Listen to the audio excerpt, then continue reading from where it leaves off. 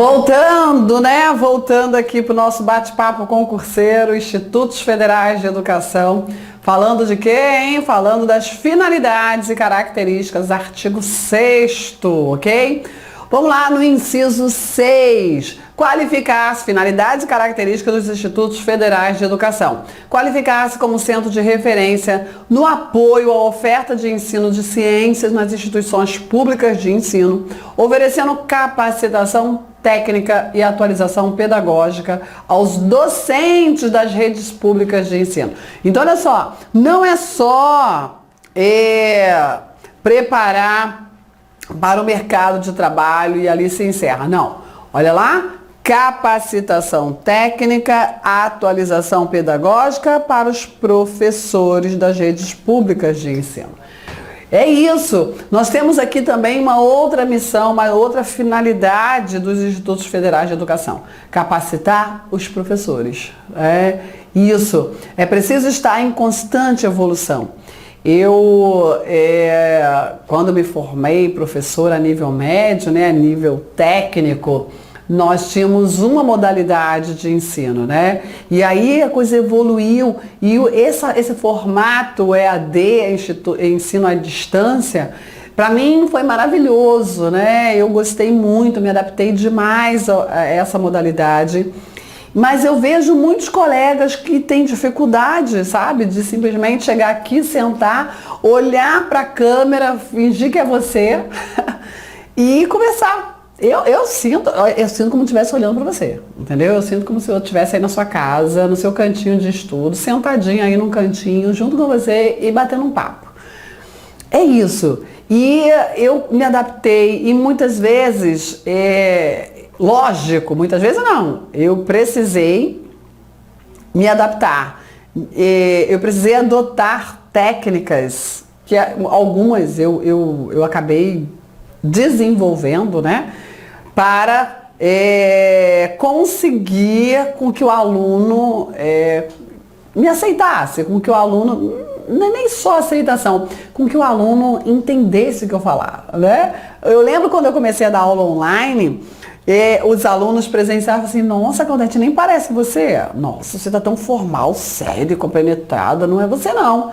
Aí aquela crítica foi ótima, foi maravilhosa, porque eu falei assim, é verdade, por que eu tenho que ficar ali toda, né, toda dura, só porque eu estou na frente de uma câmera, sabe? Não, isso aí não sou eu não, eu tenho que melhorar. E aí eu falei assim, não, vou olhar para aquela câmera ali, sozinho no estúdio que a gente fica, sabe? E eu vou entender que aquela câmera é um aluno e vamos embora, né? E eu já me imagino quais são as dúvidas dele e vamos embora, entendeu? Então, uma crítica construtiva, ela é sempre muito bem-vinda, né? Uma crítica construtiva, o professor está em eterno aprendizado, com certeza, né? E agora, aqui mesmo nessa lei, eu não sabia o que era CAMP, né? E aí eu fui buscar, o que é isso? Eu preciso ensinar meus alunos, o que é CAMP, né?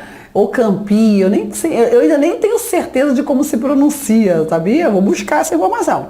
E aí, eu sou muito honesta, transparente com os meus alunos, eu sempre fui no presencial e eu preciso ser no online, entendeu? Então, isso é importante, a capacitação técnica e atualização pedagógica dos professores da rede pública de ensino, porque como nós tivemos uma desvalorização absurda, sabe? Década de 80, 90, principalmente, nós tivemos uma desvalorização assim crescente do magistério. E muitas pessoas saíram, né? Eu fiz isso também. Eu saí, não dá pra mim. A minha mãe me proibiu de dar aula. De tão absurda que era a situação do professor. Assim que eu me formei, eu fui dar aula em escolinhas e eu falei assim, não, você vai passar fome. Desse jeito. E aí, visando uma valorização, visando o conteúdo e adequação, né, dos professores, os institutos federais têm importante papel. Desenvolver programas de extensão e de divulgação científica e tecnológica, realizar e estimular a pesquisa, né, a pesquisa aplicada, a produção cultural, o empreendedorismo, o cooperativismo, são as novas formas de atuação do mercado, né, financeiro. E o desenvolvimento científico e tecnológico. Antigamente era só empresário, chefe, gerado, poderoso e o patrão. Não. né? Os tempos mudaram. Tem até uma propaganda muito interessante que ela fala assim, poxa, antigamente o patrão era ficar lá sentado no ar-condicionado, perna para cima e só mandar. Isso era privilégio de poucos, só daquelas classes castas, né? Endinheirada. E agora não. Você pode, a internet, as redes sociais, os youtubers da vida, né?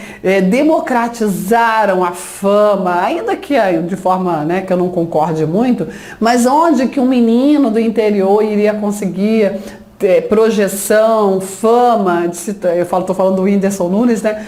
Se tornar um comediante reconhecido, ganhar seu dinheiro, honesto, ok? E onde que ele iria conseguir em tempos atrás? Onde era destinados a apenas alguns poucos sortudos ou que tentavam, né, com muita luta, a sua conquista, né? Mas tinha que ser apadrinhado por uma emissora, enfim, ok? Por um empresário, se não fosse apadrinhado, seu talento ia morrer à míngua. A rede social vem democratizar, né? Então, assim, essas são as novas formas de atuação profissional. Eu sou uma empreendedora, né? Aqui eu sou diretora pedagógica, sócia fundadora do Superprofessores.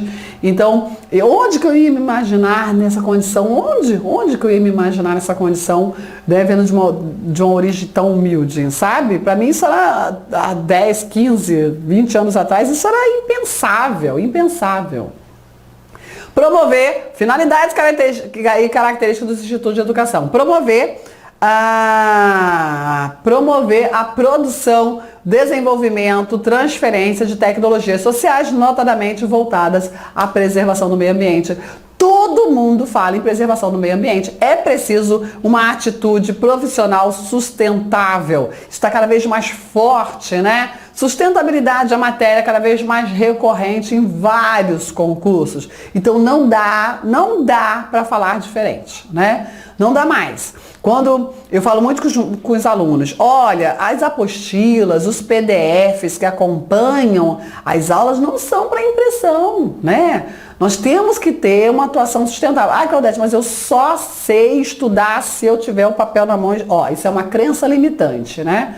Supera isso, porque é preciso uma atuação sustentável, ok? Não faça impressão, não é para imprimir, é para você realizar consultas e anotar no caderno, que você não precisa imprimir aquilo ali, ok? O meio ambiente agradece. Objetivos dos institutos federais. Outro artigo, o artigo 6º, artigo 7º, claro que vai estar lá na prova, né? As chances são absurdas, é o tipo de conteúdo que todo examinador gosta. Observadas as finalidades e as características, são objetivos. Aqui é algo mais concreto. Então, enquanto finalidades e características, no mundo jurídico a gente não chama de finalidades e características, não, a gente chama de princípios, entendeu? Ali tem um conteúdo do tom de princípios. Só que o legislador colocou diferente. Aqui é algo mais concreto, é algo mais aplicado. Objetivos dos institutos, que, assim, finalidades e objetivo para mim é a mesma coisa, né? Mas eu entendi o que ele quis dizer, tá bom? Objetivo dos institutos federais. Ministrar educação profissional técnica de nível médio. Percebeu como é que aqui é concreto, é prático, ok? Olha lá. Ministrar educação profissional técnica de nível médio, prioritariamente na forma de cursos integrados para os concluintes do ensino fundamental e para o público da educação de jovens e adultos. Percebeu? O que você vai fazer, Instituto? Você vai trabalhar nisso.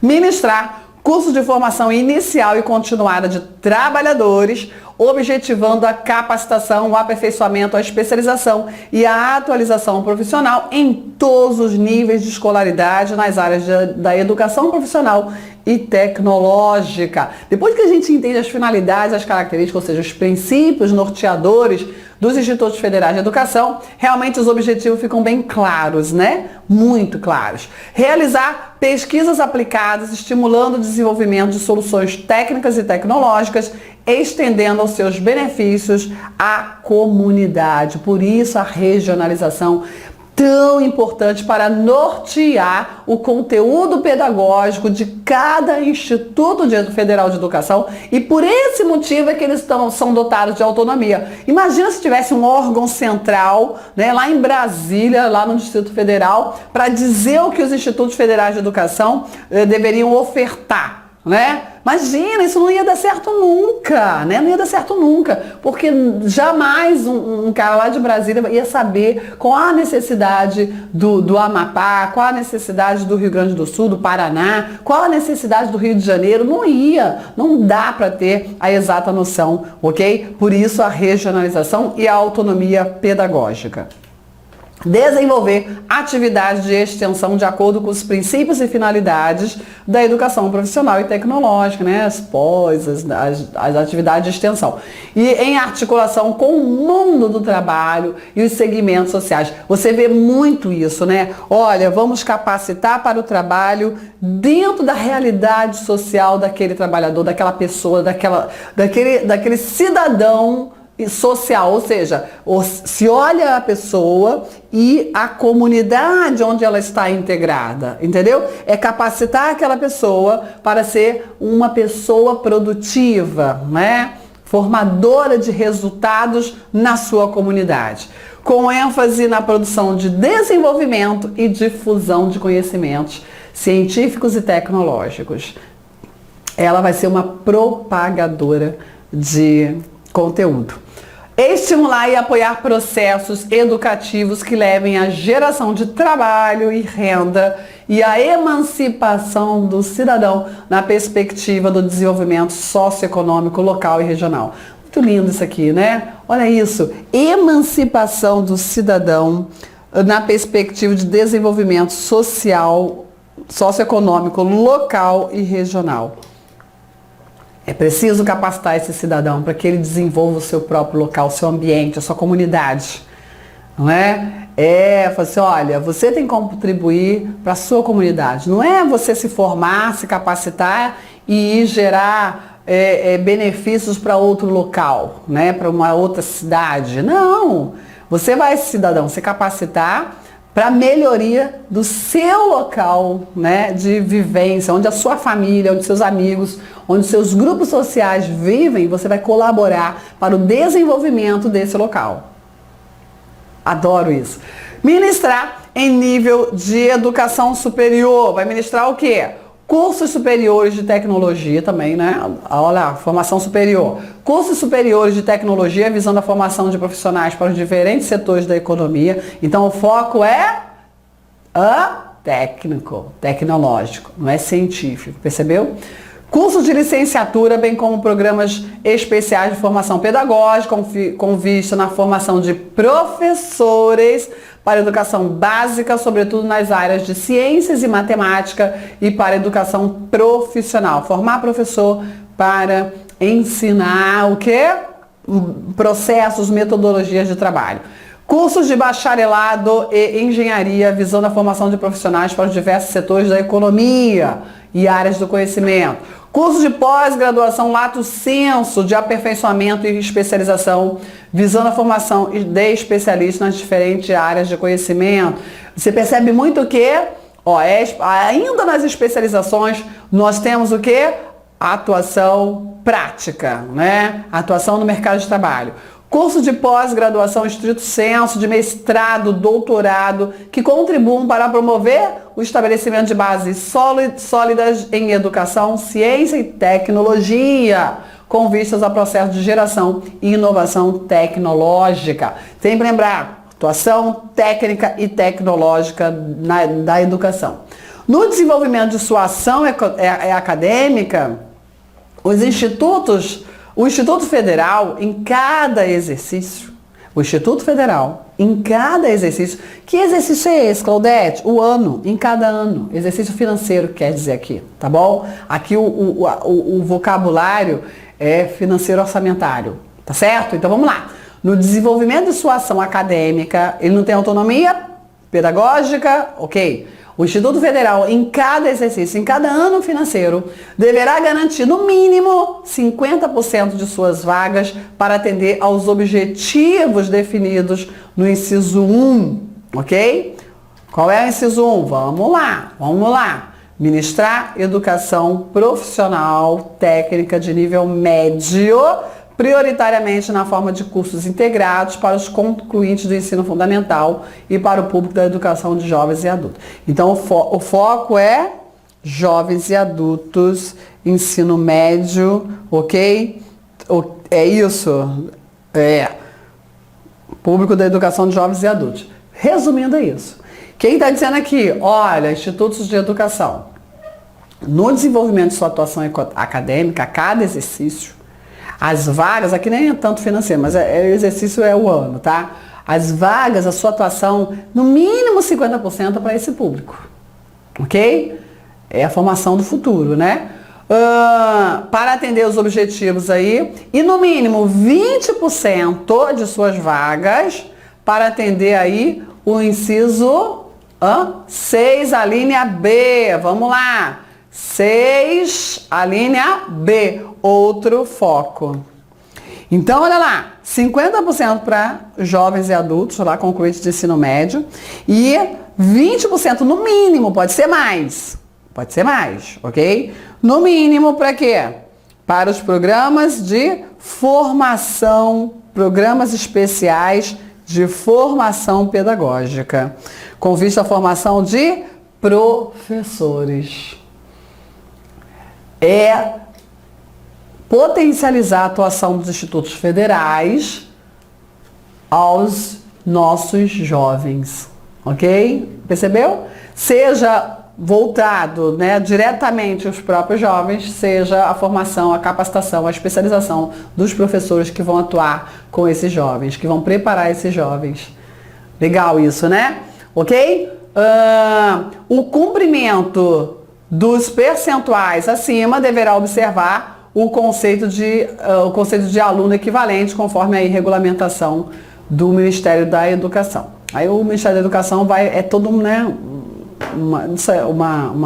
estrutura para poder definir isso. O que mais? Nas regiões em que as demandas sociais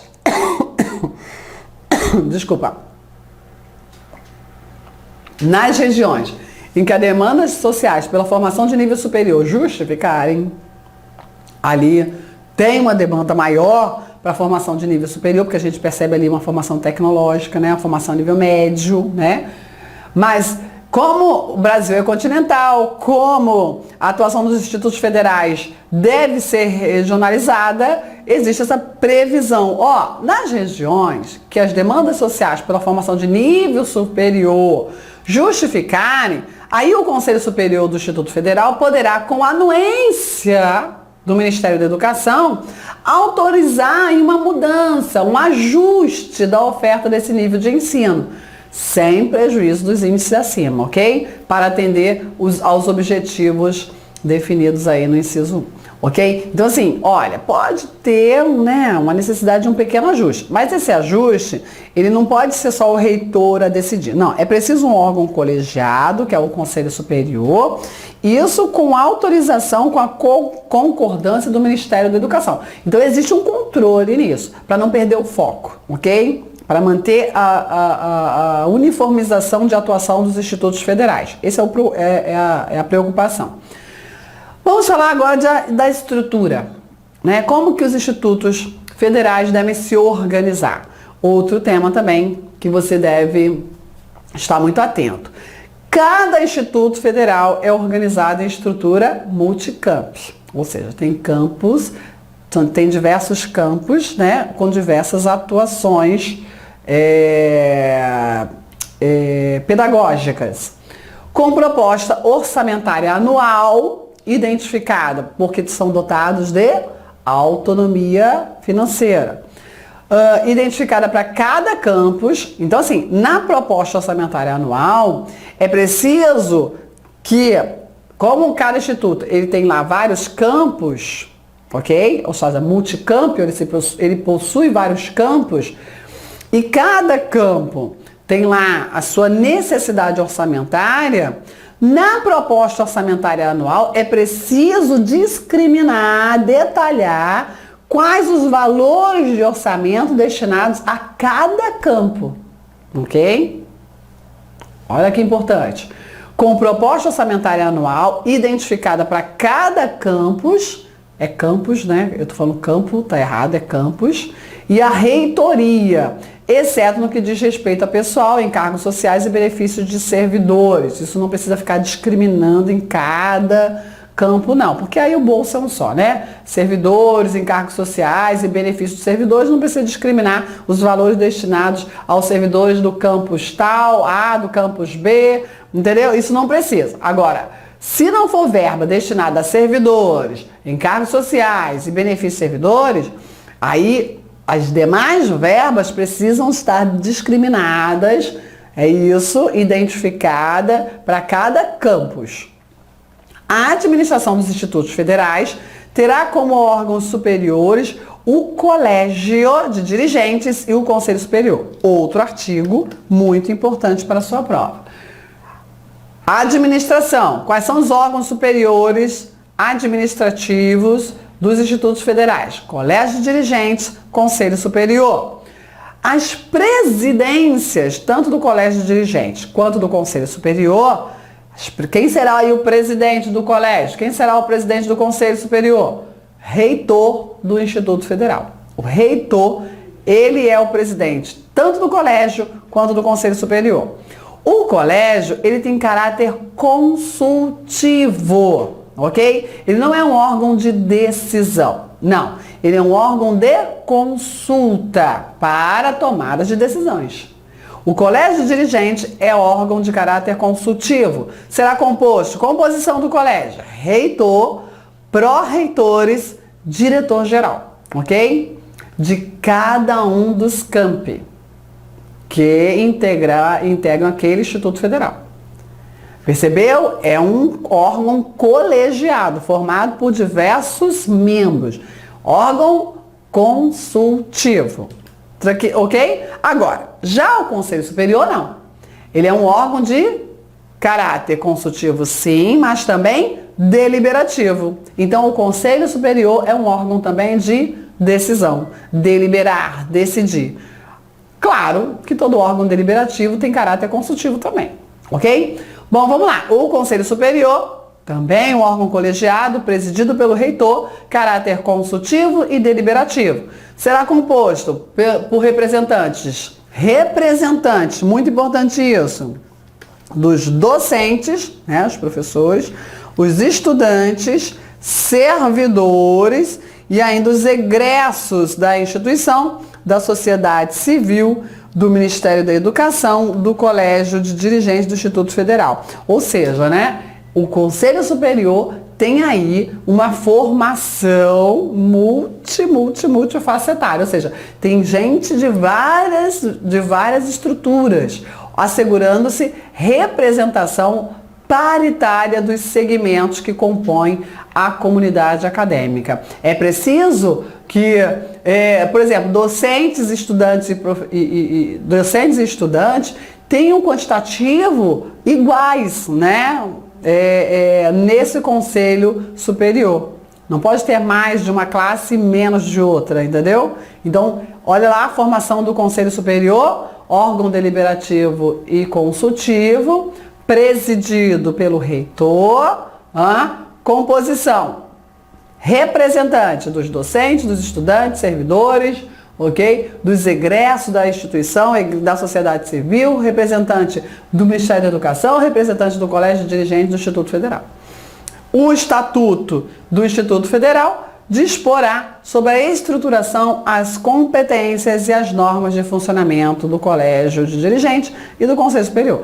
Por essa lei, basta você saber isso, né? Não precisa ir lá nas competências, né? Na formação final de cada um, não. Ainda mais do Conselho, né? Isso tem que estar em cada estatuto de cada Instituto Federal. Vai estar especificando exatamente quantos membros no Conselho Superior, para cada uma das classes, para cada um dos segmentos, quantos membros. Isso você não precisa saber se no seu edital somente cobraram esta lei, ok? Agora, se eventualmente cobrar o estatuto, aí precisa estudar o estatuto específico.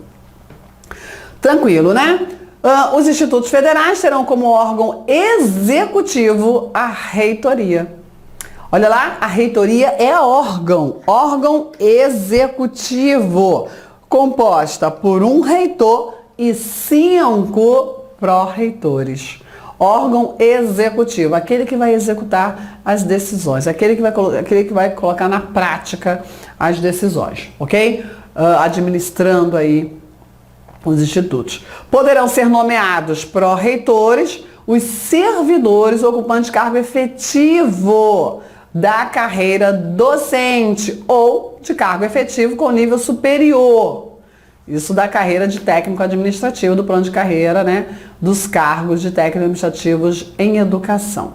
Olha lá, dos técnicos administrativos em educação. Eles também poderão ser nomeados pró-reitores. Professores, né, docente, cargo efetivo com nível superior da carreira, né, de servidores, mas é de quê? Dos cargos de técnico administrativos em educação. Desde que possuam o mínimo de 5 anos de efetivo exercício em instituição federal de educação profissional e tecnológica. Olha lá a exigência. Tem que ser técnico administrativo em educação e tenha 5 anos de efetivo exercício no serviço público federal? Não! Em qualquer instituição federal de educação profissional e tecnológica, ok? Para ser nomeado um pró-reitor. A reitoria, como órgão de administração central, poderá ser instalada em espaço físico distinto de qualquer dos campi que integram o Instituto Federal. Pode ser em outro lugar, né?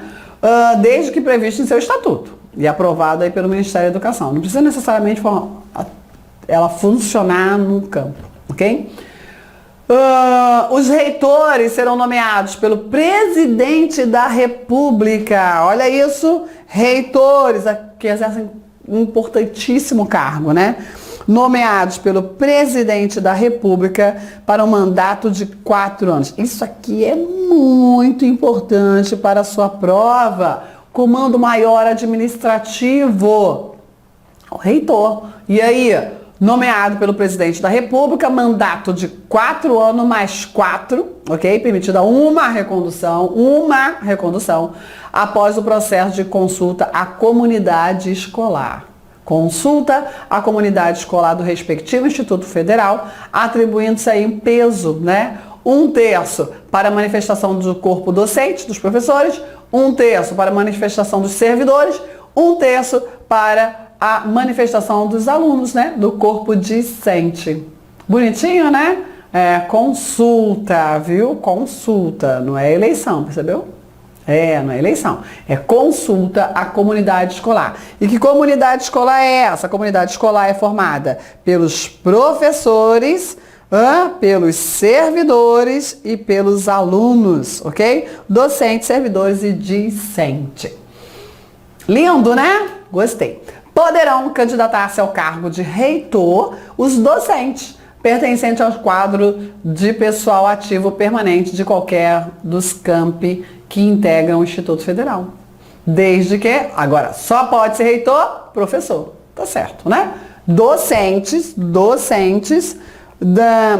de qualquer campi, ok? No Instituto Federal. Também 5 anos de efetivo exercício em instituição federal de educação profissional e tecnológica mas não é só isso não, tem mais. E que atendo a pelo menos Então é 5 anos mais uma dessas coisas aqui. Ter o título de doutor, ou seja, né? Ter concluído o doutorado. Está posicionado aí nas classes da carreira do magistério, na classe DIV ou DV, da carreira do magistério de ensino básico, técnico ou tecnológico, ou na classe de professor associado da carreira de magistério superior. Um desses dois. Tem que estar com um desses dois, tá bom? Ou seja, está no topo das classes, né? E aí os 5 anos, ok? De exercício. O mandato de reitor extingue-se pelo decurso do prazo, ou antes desse prazo, pela aposentadoria, seja voluntária ou compulsória, pela renúncia e pela destituição ou pela vacância. Isso aqui é muito engraçado. Isso aqui tudo é vacância, né? Pois é. Nós estudamos lá na Lei 8.112, no direito administrativo estatutário, né? Que a vacância ela se opera de várias formas. A vacância é o reconhecimento da desinvestidura, é o reconhecimento de que o cargo está vago. E a vacância ela decorre da aposentadoria, da renúncia, da destituição, da morte, né? Então, assim, foi redundante aqui o legislador e não foi técnico. Mas essa vacância aqui só pode ser a morte, né? Porque destituição é punitiva, né? A princípio, tem caráter punitivo, sabe? Pejorativo. Então, assim, entenda isso, né? Principalmente você que estuda a Lei 8.112, você fala, Cláudia, isso aqui não é tudo vacância? É verdade. E ainda, os pró-reitores são nomeados pelo reitor. Nos termos aí da legislação, a nomeação de cargo de direção, ou seja, cargo de direção, cargo em comissão. Normalmente é de livre nomeação e livre exoneração, mas a lei pode exigir uma qualificação para os pró-reitores, tá bom? Decidir ali, exigir como que eles poderão ser nomeados. Tranquilo, ok? Os campi serão dirigidos por diretores gerais, nomeados também pelo reitor.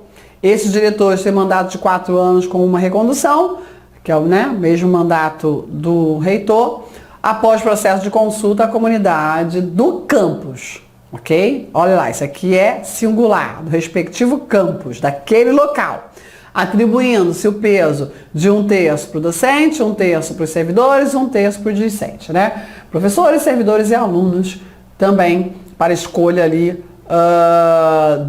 do diretor-geral do campo, ok? Do campus. Bom, ainda tem mais aqui alguns detalhes, né? Vou terminar aqui antes da gente passar para outro assunto. Poderão candidatar-se ao cargo de diretor-geral do campus os servidores. Olha lá, diretor-geral pode ser servidor, né? Servidor pode ser diretor-geral. Servidor não é qualquer servidor, tem que ser ocupante de cargo efetivo da carreira docente ou ainda cargo efetivo de nível superior da carreira de técnico administrativo. Então esse servidor aqui pode ser tanto ser professor quanto ser técnico administrativo, ok? Tranquilo? Isso técnico administrativo em educação, são desse cargo, porque tem vários técnicos administrativos, né? É o técnico administrativo em educação. E aí tem que ter no mínimo 5 anos de exercício, você já percebeu que isso é uma regra geral. 5 anos de exercício em instituto, não necessariamente naquele instituto, ok? De educação, em instituto de educação profissional e tecnológica, e que se enquadre em pelo menos uma das seguintes situações. Que, além dos 5 anos, que preencha os requisitos exigidos para a candidatura do cargo de reitor, né, que ele tem condição aí, né, de atender a esses requisitos, possuir o mínimo de 2 anos de exercício em cargo ou função de gestão na instituição, ter concluído com aproveitamento curso de formação para exercício de cargo ou função em gestão em instituição da administração pública, ok? Então, assim, você percebe que o objetivo maior aqui é que essa pessoa, esse diretor-geral, tenha condições e conhecimento para a gestão do campus, ok? Para dirigir, para administrar o campus. O Ministério da Educação expedirá normas complementares sobre o reconhecimento, a validação e oferta regular dos cursos. Bom, desses cursos aqui de gestão, né? Você tá, eu tenho que ter o curso de gestão, mas cadê? Eu quero fazer o curso de gestão para me candidatar aí a diretor-geral, né? Para conseguir aí ser nomeado, candidatar mesmo, né? Ao cargo de diretor-geral. Mas eu não tenho onde fazer o curso de gestão, por isso que o Ministério da Educação vai ter a obrigação aí de regulamentar isso, né? Porque se exige do servidor, tem que dar condições dele cumprir isso, né? Bom, paro por aqui. Tá quase acabando, viu? A lei é pequenininha. Já volto. Tchau, tchau.